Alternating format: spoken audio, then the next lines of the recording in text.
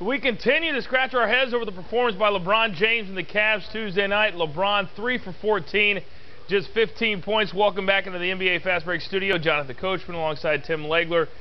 What in the world happened now that we've had a chance to kind of sit back? We've never seen a performance like this from LeBron James. No, I actually equated it to Reggie Jackson being in the World Series and taking called third strike 4 times in a row without going down with a corkscrew swing that drives him into the ground and going out that way. That's what it looked like to me out of LeBron James, a guy that just was not in the moment in any way, shape, or form. I've never seen a player of this caliber be so uninvolved in what his team was doing in the biggest moment of his team's season. He spent most of the game off the ball.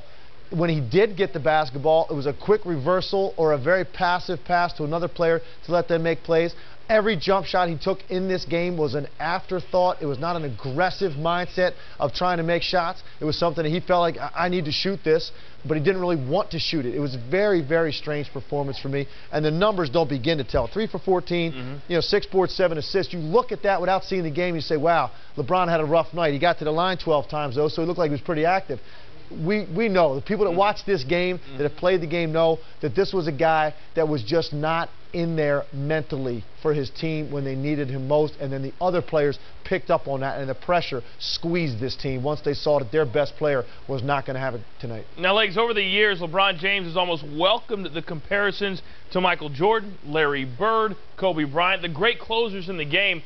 Those 3 names never would have allowed this to happen. So what does that say about LeBron now? Well, I agree with that statement. Those guys would not have allowed it to happen. And look, I'm not going to throw a blanket statement over LeBron James and say this guy cannot close. We've seen some dramatic finishes out of LeBron James in the past, in big moments, in the playoffs. But in this particular one, when you know that the Boston Celtics are a championship team that now has one more game in their building to close this series out, you know the enormity of the situation.